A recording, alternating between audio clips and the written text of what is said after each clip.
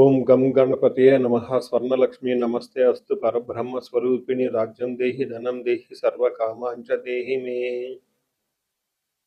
స్వర్ణలక్ష్మి అమ్మవారు ప్రతి ఒక్కళ్ళకి చక్కగా బ్రహ్మతత్వాన్ని, తద్వారా ప్రతి ఒక్కళ్ళు ప్రతి నిమిషం సంతోషంగా, హ్యాపీగా, ఉత్సాహంగా ఉండాలని చెప్పేసి అమ్మవారి యొక్క కృపా కటాక్షం ప్రతి ఒక్కళ్ళ మీద ఉండాలని చెప్పేసి మనం కోరుకుందాం.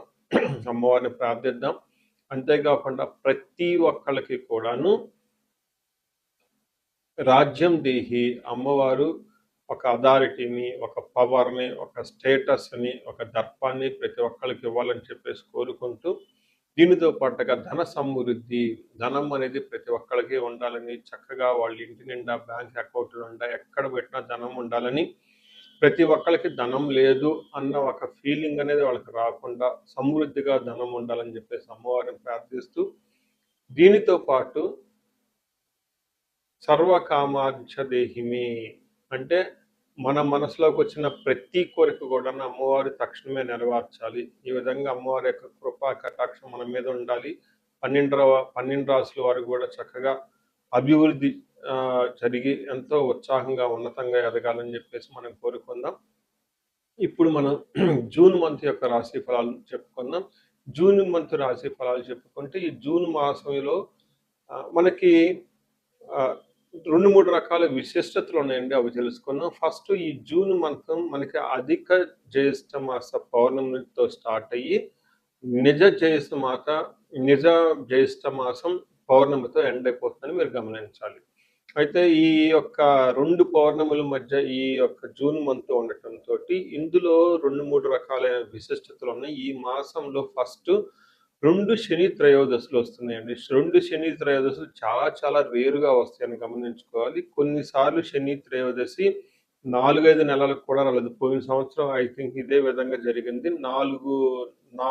5 నెలల వరకు శని త్రయోదశి లేదు.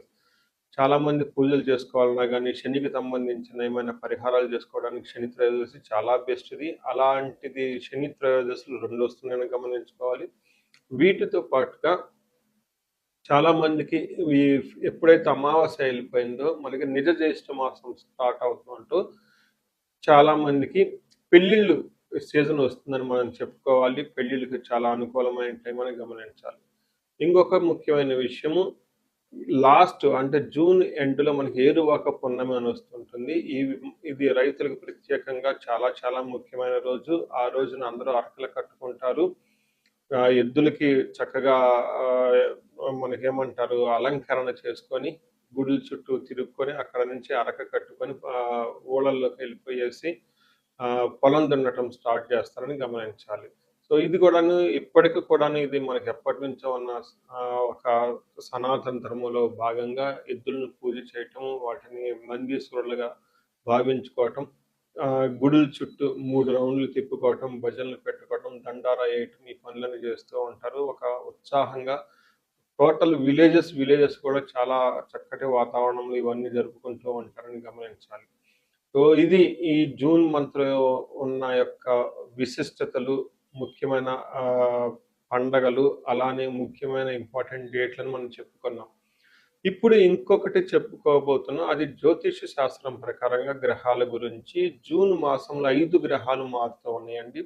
28వ తారీఖున అంటే నెల బిగిన్ అవ్వక ముందే బుధుడు మారుతూ ఉన్నారు. వీళ్ళతో పాటు శుక్రుడు, కుజుడు, సూర్యుడితో మారుతూ ఉన్నారు జూన్ మాసంలో. ఇంకా ముఖ్యమైనది సంవత్సరానికి ఒక్కసారి మారే గ్రహం ఏంటంటే గురువు మారుతూ ఉన్నారు. ఈ గురువు జూన్ 2వ తారీఖున మారుతూ ఉన్నారు. అంటే మనం జూన్ మంత్లో 5 గ్రహాల యొక్క ప్రభావం ఎలా ఉండబోతుంది అనేది మనం చెప్పుకుంటూ ఉన్నాం అన్నమాట.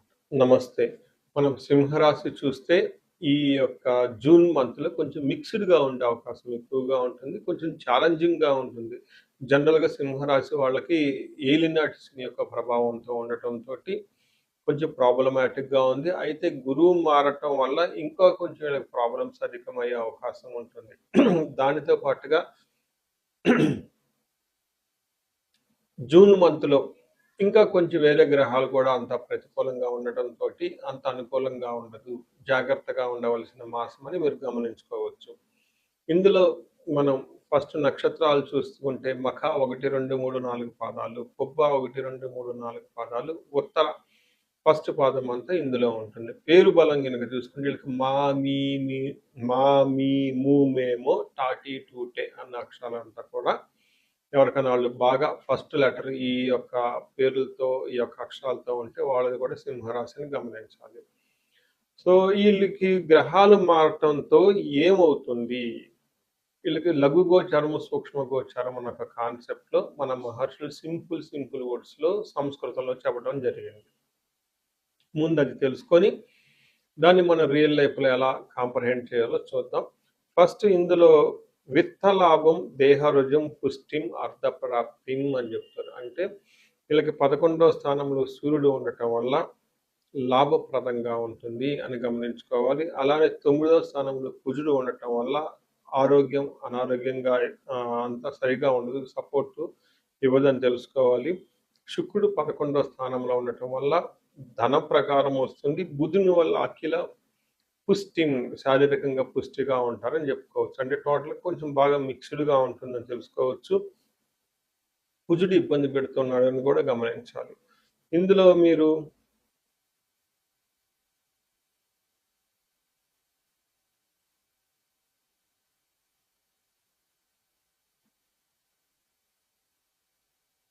ఇందులో ముఖ్యంగా ఒక సంతోషకరమైన న్యూస్ ఏంటంటే, ఈ రాశి వాళ్ళకి సూర్యుడు 11వ స్థానంలో ఉండి బాగా కాపాడుతూ ఉన్నాడు. మిమ్మల్ని ఎన్నుముకలాగా నిలబడి ఉన్నాడు.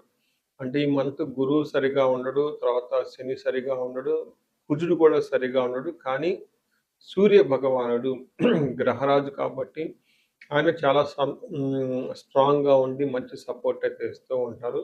11వ స్థానంలో సూర్యుడు ఉండటం వల్ల ఏమవుతుందంటే, అర్ధచ్చ స్వకులాచ్వారః గృహే నిత్యోత్సవం శుభం నిత్య మాధుర్య భుక్తిచ్చ ఏకాదశి గ్రహే రవి అని చెప్తారు. అంటే 11వ స్థానంలో సూర్యుడు ఉండటం వల్ల ఏమవుతుంది, అర్ధచ్చ అంటే లాభ ప్రకారంగా ఉంటుంది. స్వకులాచారః పండగలు, ఫంక్షన్స్ అన్ని చక్కగా మీ వంశానికి అనుగుణంగా, మీ కులానికి, మీ ధర్మానికి అనుగుణంగా చక్కగా జరుపుకుంటూ ఉంటారు. గృహంలో మంచి ఉత్సవం జరుగుతుంటుంది. కళ్యాణం జరుగుతూ ఉంటుంది. శుభప్రదంగా ఉంటుంది. నిత్య మాధుర్య భుక్తిచ్చ చక్కగా మంచి మంచి ఫుడ్ తింటూ హ్యాపీగా ఉంటారని చెప్పుకోవాలి. అయితే సూర్యుడు మీకు మంచి సపోర్ట్ ఇస్తున్న కుజుడు, శుక్రుడు మిగతా గ్రహాలంత సపోర్టివ్‌గా ఉండటంతోటి ఛాలెంజింగ్‌గా ఉంటుంది అని తెలుసుకోవాలి. ఇందులో మీరు మంత్లీగా మారే గ్రహం చూసుకుంటే 45 రోజులకు ఒకసారి మనం కుజుడు అని చెప్పుకుంటాం. కుజుడు 9వ స్థానంలో ఉండటంతోటి అశనాచ ధనశూన్యం, శోషణం, దేహ పీడనం, స్థాననాశచ్చ, విరోధం చ స్థాననాశ విరోధం చ నవమస్తే ధారాసుతే అంటారు. అంటే 9వ స్థానంలో కుజుడు ఉండటం వల్ల ఏమవుతుంది, అశనాచ అంటే అన్నానికి కొంచెం ఇబ్బందులు పడే అవకాశం ఉంటుంది. దేహ శూన్యం, దేహ పీడనం, శారీరకంగా ఇబ్బంది పడుతుంటారు. శోషణం, అలసటగా ఎక్కువగా ఉంటూ ఉంటారు. శరీరం అంతా ఎండిపోతున్నట్లు ఉంటుంది. కొన్నిసార్లు విపరీతంగా ధనం ఖర్చు పెడుతూ ఉంటారు. భయపడుతూ ఉంటారు. కొంచెం కడుపు నొప్పి లాంటివి, శత్రువు లాంటివి వచ్చేవాళ్ళు ఎక్కువగా ఉంటారని తెలుసుకోవాలి. ఉన్న కొంతమందికి ఇబ్బందులు జాబ్‌లో గూడా ఇబ్బంది పడే అవకాశం ఉంటుందని తెలుసుకోవచ్చు. అయితే శుక్రుడు అగైన్ మరలా కొంచెం ఇబ్బంది పెట్టే పరిస్థితుల్లో ఉన్నారు. 12వ స్థానంలో శుక్రుడు ఉండటం వల్ల ఏమవుతుందంటే, శస్త్రపీడాం చోరబాధాచ అతి క్లేశో మహద్భయం కృషిరవ్యాధి సర్వవిఘ్నం స్యాత్ ధనరాశికే ద్వాదశకే శుక్ర అని చెప్తారు. అంటే భృగవు అంటారు. అంటే శస్త్రపీడం అంటే ఆయుధాల వల్ల ఇబ్బంది కలిగే అవకాశం ఉంటుంది. దొంగల వల్ల భయం కలిగే అవకాశం ఉంటుంది. కష్టాలు, భయం ఉంటుంది.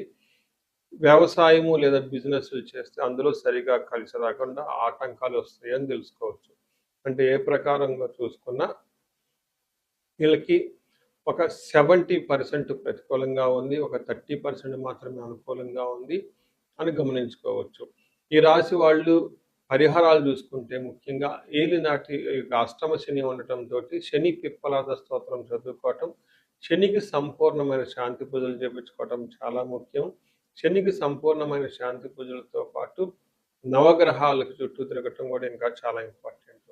ఈ రాశి వాళ్ళు శని అష్టమ శనితో బాధలతో ఉన్నారు. ఇంకా ఈ రాశితో పాటు ఈళ్ళ కుటుంబంలో ఎవరికైనా ధనుసు రాశి ఉన్నా, ఏలినాటి శనితో బాధపడుతూ ఉన్నా, మీనరాశి, మేషరాశి, కుంభరాశి వాళ్ళు ఉన్నా కొంచెం జాగ్రత్తగా ఉండాలి. ఈ ఒకే ఇంట్లో శని పీడలు పట్టిన వాళ్ళిద్దరూ ఉంటే చాలా వరకు మనస్పర్ధలు వస్తూ ఉంటాయి, గొడవలు వస్తూ ఉంటాయి.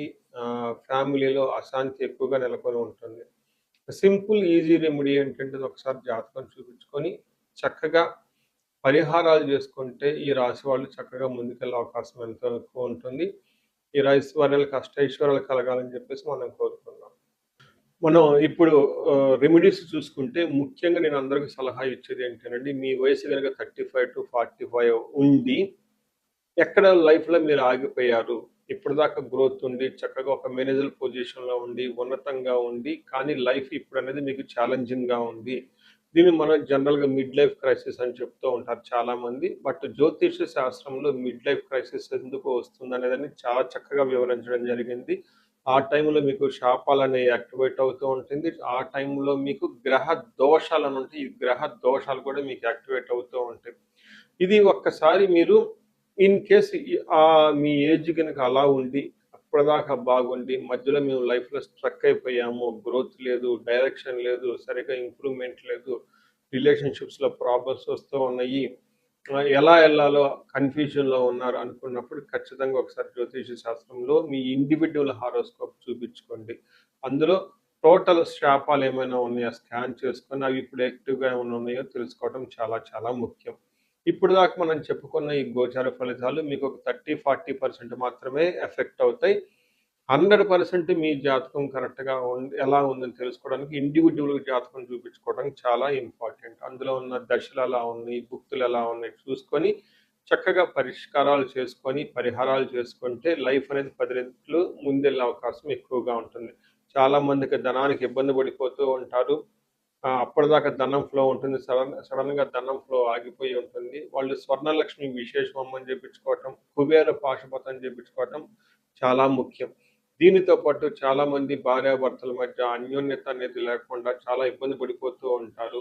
ఏదో ఉన్నామంటే ఉంటారు కాబట్టి, ఈ యొక్క భార్యాభర్తల మధ్య గొడవ వల్ల ఇంట్లో అనేక రకమైన ప్రాబ్లమ్స్, మిస్‌అండర్‌స్టాండింగ్స్ వస్తూ ఉంటాయి. బంధువులు, చుట్టాలతో కూడా ఒక్కోసారి మీకు అంత విలువ ఇవ్వకుండా పోతూ ఉంటారు. ఇలాంటి వాళ్ళు అన్యోన్య దాంపత్య పాశుపతం చేపించుకోవటము, లేదా విశ్వావసు గంధర్వరాజ మహా హోమం చేపించుకోవటం, విశేష హోమం చేపించుకుంటే జాతకంలో ఉన్న దోషాలు పోయి చక్కగా ఉంటారు. ఇవి కాకుండా ప్రతి ఒక్కళ్ళకి ఈ మధ్య అమెరికాలో ఉంటూ ఉంటారు. లేదంటే ఎన్ఆర్ఐలు చాలా మంది ఉంటారు. చాలా డైలమా ఉంటుంది. ఏ కెరియర్‌లో ఎళ్తే బాగుంటుంది? ఇండియాలో ఉంటే బెటర్‌గా ఉంటుందా? లేదంటే ఇండియా నుంచి ఫారిన్ ఎళ్తే బావుంటుందా? ఫారిన్ సెటిల్‌మెంట్ యోగం ఉందా? అసలు ఫారిన్‌లో ఎంతకాలం ఉంటాం? ఇలాంటి విషయాలు చాలామంది ఈ వీసాల గురించి, గ్రీన్ కార్డుల గురించి, లేదంటే ఎంఎస్ చేయాలనుకున్న వాళ్ళకి చాలా కన్‌ఫ్యూజన్‌లో ఉంటారు. అలాంటి వాళ్ళు కూడా ఒకసారి జాతక చక్రం చూపించుకుంటే చాలా బాగుంటుంది. యూజువల్‌గా వీసాలు రావటానికి నేను మన్యు పాశుపత అభిషేకం విత్ రాహు గ్రహాన్ని శాంతులు ఎక్కువ చేస్తూ ఉంటాను. ఇలా రాహువుకి సంబంధించి మన్యు పాశుపతం చేస్తే వీటితో పాటు లక్ష్మీ గణపతి జపము, ఈ స్వర్ణలక్ష్మి జపం చేసుకుంటూ ఉంటే ఇక్కడ ఫారిన్‌లో ఈ వీసా ప్రాసెసింగు లేదంటే ఈ డాక్యుమెంటేషన్ వర్క్ అంతా చాలా చక్కగా ఫాస్ట్‌గా ఎలాంటి ఆటంకాలు లేకుండా అయ్యే అవకాశం ఉంటుంది. ఇది కాకుండా ఇంకా మీరు ఏమైనా ఇండివిడ్యువల్‌గా మీకు ఛాలెంజెస్ ఉన్నాయి. హెల్త్ బాగాలేదు, మహామృత్యుంజయ హోమము, ఇంకా ఏమైనా మీకు ఈ మీ యొక్క శత్రు బాధలు విపరీతంగా ఉన్నారు. చండీ హోమం చేపించుకోవటం. చండీ హోమంతో పాటు ఇంకా మీకు విపరీతంగమైన మిమ్మల్ని ఇబ్బంది పెట్టేసి, మిమ్మల్ని భయభ్రాంతులకు గురి చేసే వాళ్ళు ఎక్కువగా ఉన్నారు. బగలాముఖి జపము, హోమము ఇవి చేపించుకుంటూ ఉంటే మీ చుట్టూ ఒక మంచి ప్రొటెక్టివ్ ఎన్విరాన్మెంట్ ఉంటుంది. సో, ఈ మధ్య కాలంలో ఎక్కువగా నేను చండీ హోమాలు కూడా చక్కగా చేస్తూ ఉన్నాను. సాఫ్ట్‌వేర్ వాళ్ళకి, రాహు దశ నడిచిన వాళ్ళకి, రాహు అంతర్దశలో ఉన్నవాళ్ళు. ఇంకా నేను చాలా మందికి కాలసర్ప దోషాలు కూడా దగ్గరుండి చక్కగా నా ఆధ్వర్యంలో పూజలు చేపిస్తూ ఉన్నాను. ఇలాంటి వాళ్ళు మీ ఇండివిడ్యువల్ జాతకంలో ఒకసారి చూపించుకొని, ఎక్కడైనా మీరు లైఫ్ స్ట్రక్ అయ్యాము అనుకుంటే వాటికి చక్కగా ఎందుకు కారణం తెలుసుకొని, పరిష్కారాలు తెలుసుకోవటం వల్ల మీ లైఫ్ 10 ముందుకెళ్ళే అవకాశం ఎక్కువగా ఉంటుంది.